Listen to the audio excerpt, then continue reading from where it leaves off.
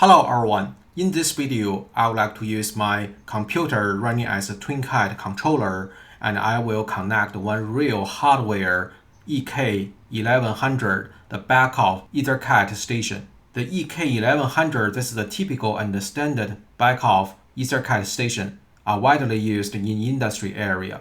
So I will use this station as an example and show how can we use this controller, the TwinCAT controller, to connect one real I/O, and also I will show how can we claim the input and output variables, and how can we map to the real hardware so we can read the input signal. Also, we can control the output hardware. This is the number 10th video in this series video. Above this video, everything will basically at the software area. So in this video, I will mainly focus on the hardware portion. The basic idea through the number 1 to number 9, you have a rough idea how to set up your TwinCAT controller and how can you program the standard logic via the TwinCAT platform. Then, using the knowledge from this video, you are able to connect one hardware from outside. And the TwinCAT communication, this is the typical communication protocol from Beckhoff. So that's why I will use the TwinCAT as an example.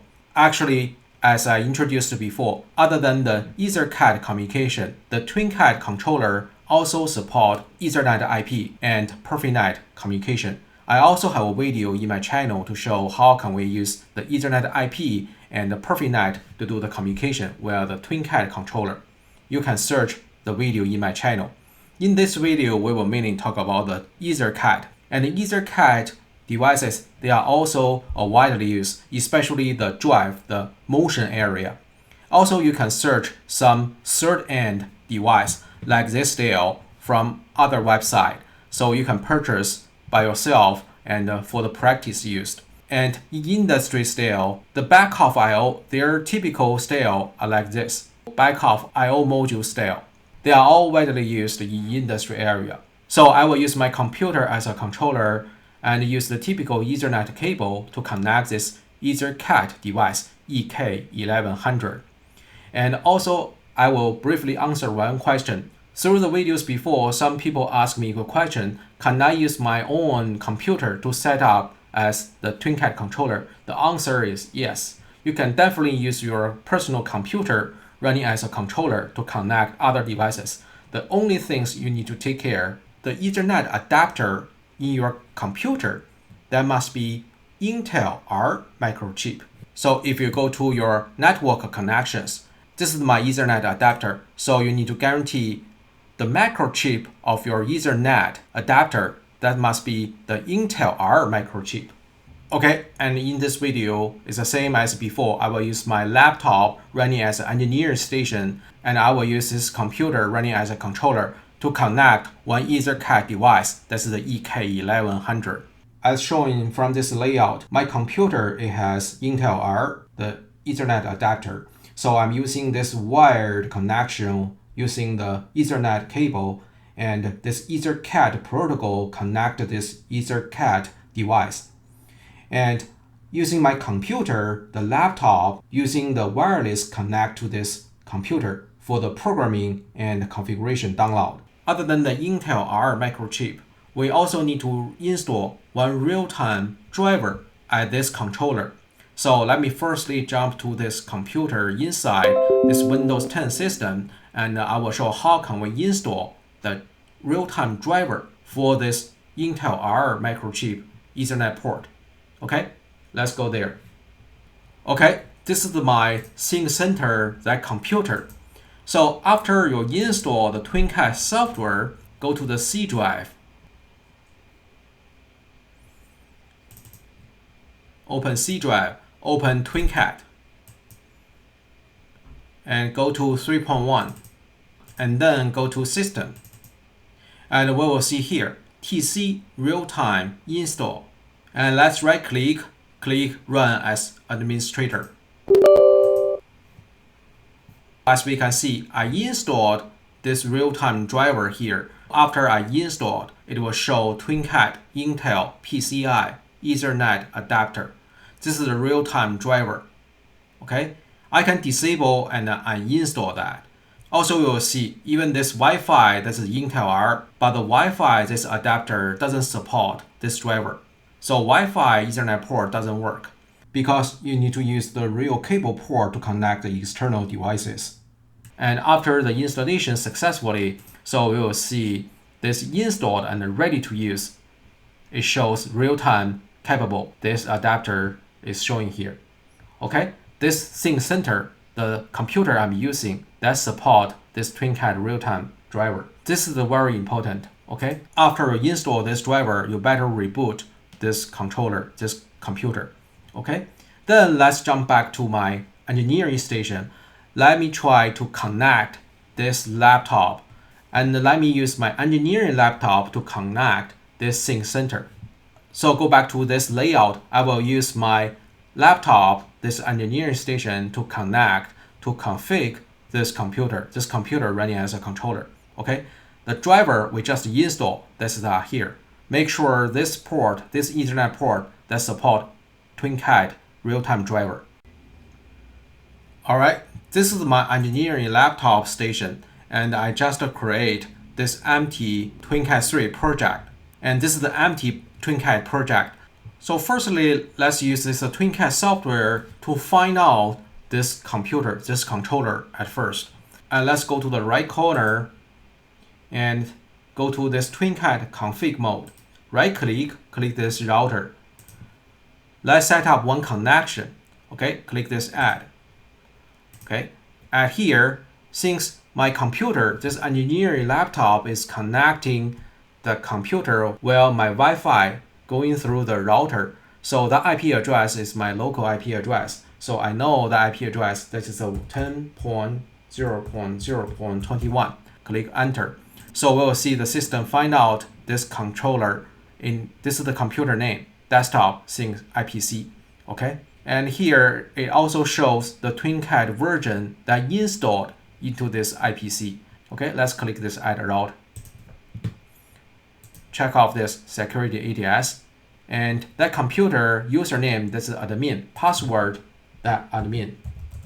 Okay, this is the different with your computer maybe. This username and password, that's your target computer Windows login username and password. Okay. Once you see this cross at this connected, that means this router find out this controller and this connection set up successfully. Click close. Then we'll see this connection set up. And after we set up this connection from this job list, and we can select this connection link, desktop sync IPC. This is my computer. Okay, make sure we select this. And then we can go to the license, make sure we have the basic license. That is the 7 days trial license. Okay, click this 7 days trial license first. Okay, we active that 7 days trial license. We can switch back and forth. So we will see trial license active. So here I like to mention, before you active the license, you need to make sure you select the target at first, and then you active the trial license. That makes sure the license you just actived, this is this target. Okay, and then let's go to this I/O here. The beauty of the TwinCAT that allows you to automatically scan all the hardware that connected already. As shown in this picture, my computer is connecting this EK1100, this TwinCAT station, with this Ethernet cable. So that's straightforward. So I can click this device and I can click this scan. Okay, before I click this scan, you need to make sure double check we are at this configuration mode. And then let's go to the I/O, and at this devices here, right click, click this scan. This allows the system where the EtherCAT automatically scan all the devices that are already connected. Okay, click OK.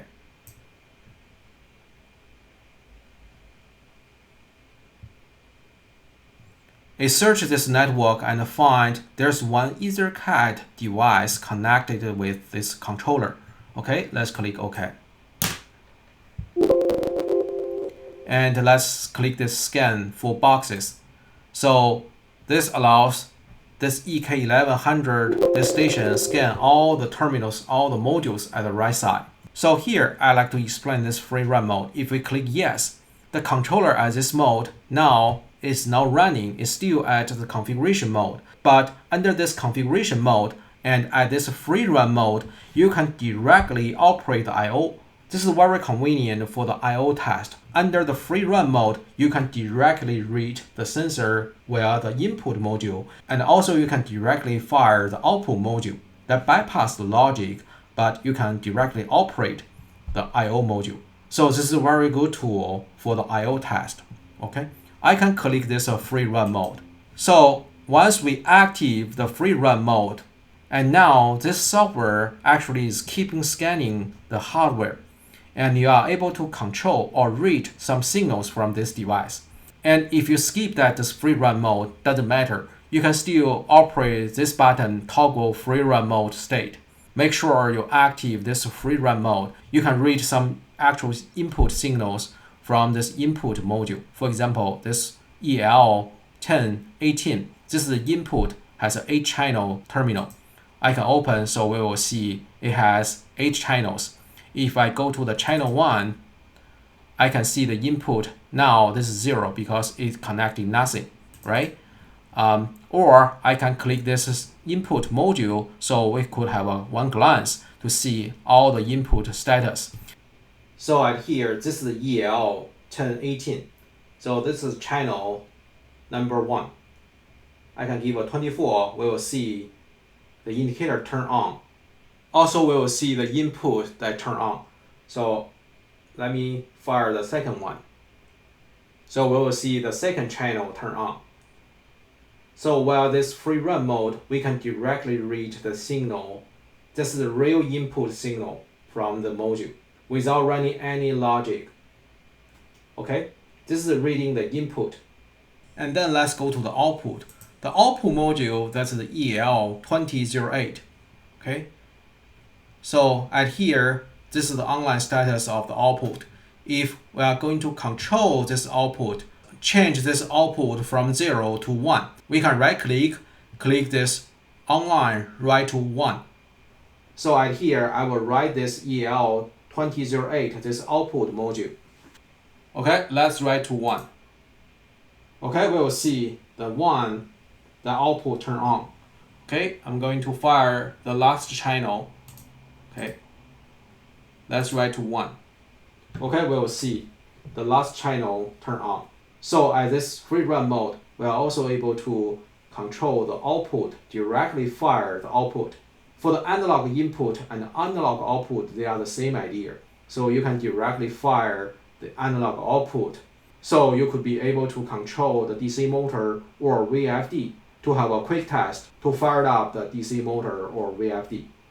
But that's not enough. In real case, we should use the logic to read the input or analog input and do some logic and then to control the output via the variable. And how can we declare the variable? That variable can connect this hardware. So when we fire the variable, so this hardware can be directly operated.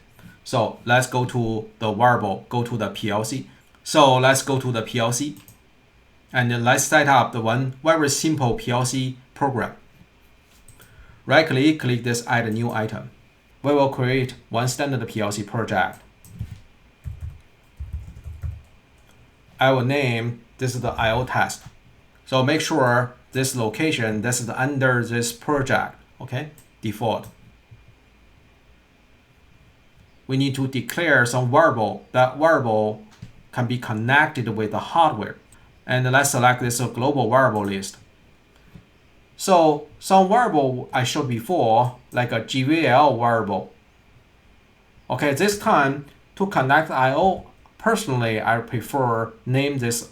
So all the variables that need to connect with the hardware, they all locate at here. They all located at here. So click open. Okay. So if you recall some videos I showed before, if we are going to declare one variable that only use the internal variables, I mean only used for the logic wise, for example, if we declare one real, the variable, the data 1. So when we declare this variable, this is enough. So we tell the system this is the one variable, this is the variable name, and it's a date type, this is a real. If this is a bool, we can declare one variable, that is a bool. Okay, this is enough. So those variables will be only used for the logic, won't be connected with the outside, with the hardware. How can we declare the variable that allows us to connect the hardware? So we need to use this format. For example, I will declare 3 variables that link to the channel 1, 2, 3 for this EL1018. So that variable could be digital input, right? The EL1018. Type in %I star, comma, and the bool. Okay.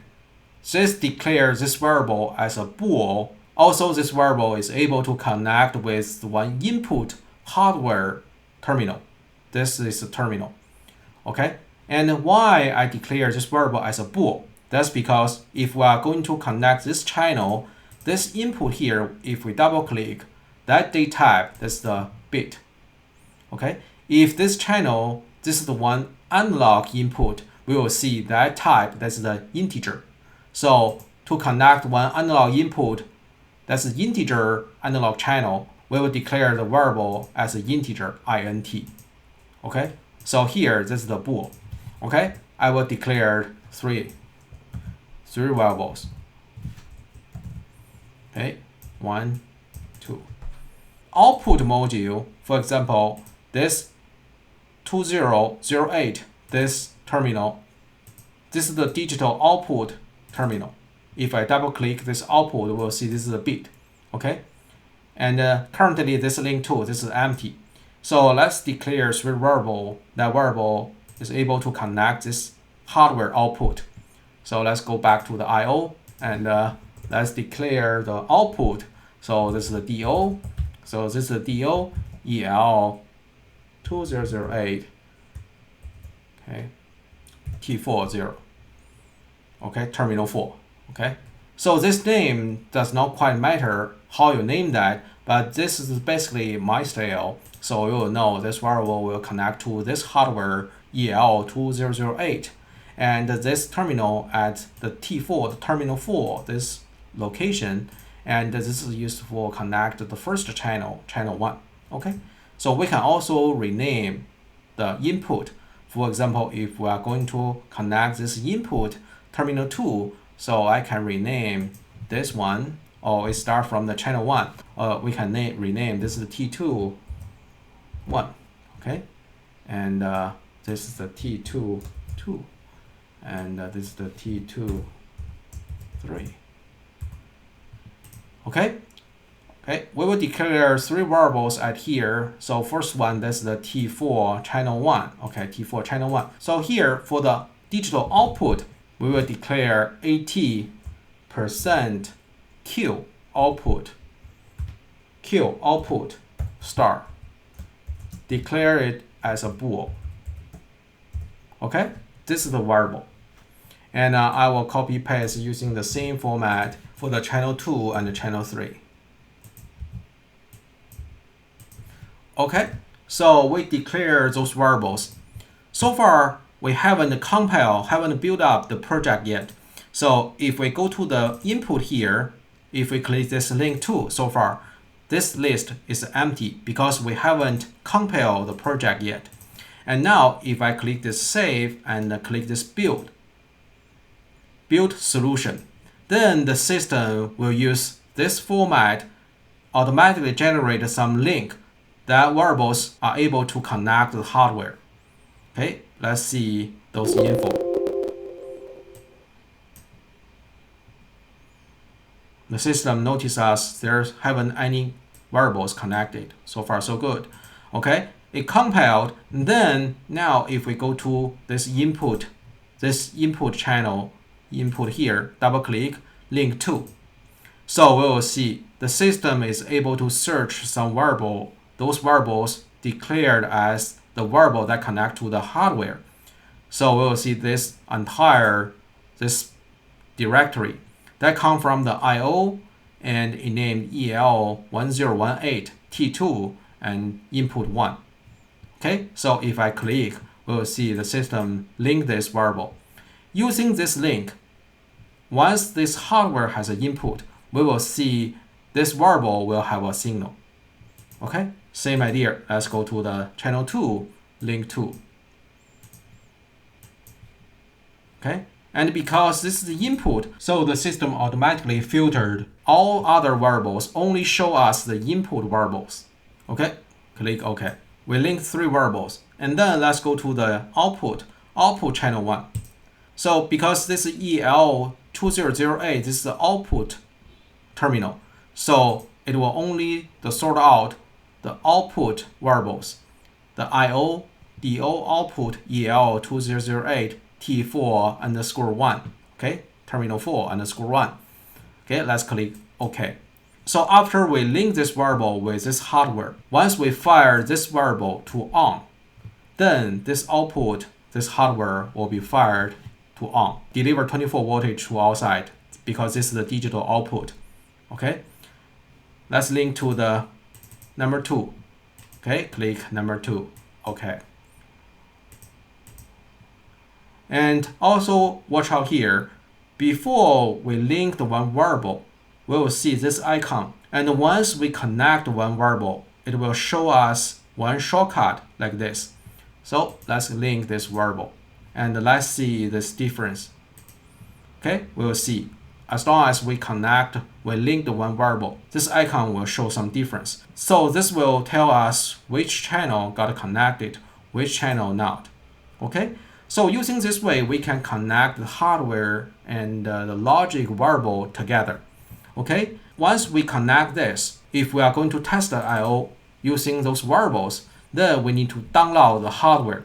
So let's build the project first, build solution, and then let's click this active configuration. Okay, active configuration.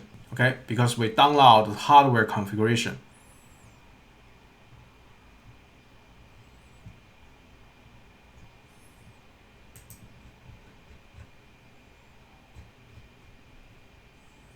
Okay. All right, we download successfully, and we will see. Once you see this red gear running inside, that means this controller, this computer is running. And now if we click this login, when log in, we download those variable settings. And now it's turned to the monitor mode. We can monitor those variables. So now if I give this hardware input to 24, we will see the signal will change. Okay, now if I give this the first input to 24, so we'll see the first variable is on, second, and the third. So we'll see these 3 variables are turning on once I give a 24. So if we have a sensor connected here, if the sensor on, the variable will receive this signal. This is the typical logic input, right? And now, let me use the variable to control the output. Okay, now if I fire this output 1, so I will use this variable to control this EL2008, the first channel. Okay, if I click this prepare value to 1, click this write values. So we'll see the first channel on. And I will click the second one on. Third, so I turn these 3 output on. If I turn them off, I can click this again, prepare the fourth, override the value. Prepare the fourth and click this write. So I can turn off the output. Turn off the output.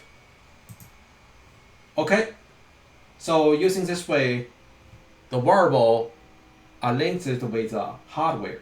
So we can control and read the hardware via those variables. Okay, and now let me use the very simple logic to read this input and directly fire this output. This is a very easy demonstration for the logic wise. So let's log out and go to the program. For example, let's go to the main, and I will use the input directly control the output.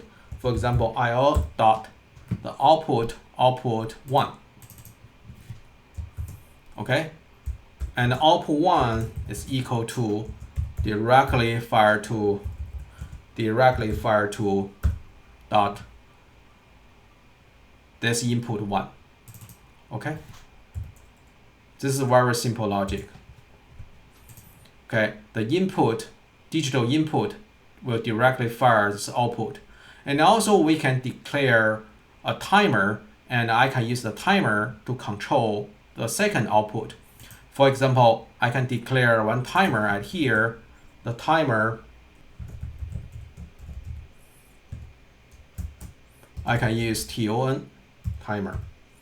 Okay, and at here, right click, we can use the input assistant, test search. I can search this timer, IB delay timer. Okay, so the system will automatically give us this input timer setting here. So the input, we can use this input here. Okay, and the delay time we can use. So the delay time we can use 2 seconds. Okay, and output, it can control the second output. So I can type in IO dot a second. Okay, also we can use the logic, very simple. Let's control the third output. The third output can be also controlled by the timer, equal to the timer dot Q. Okay, so the second one and the third output, they will be fired at the same time. I just using the different way to fire the output. Okay, this is the timer. Okay, now let's log in the program.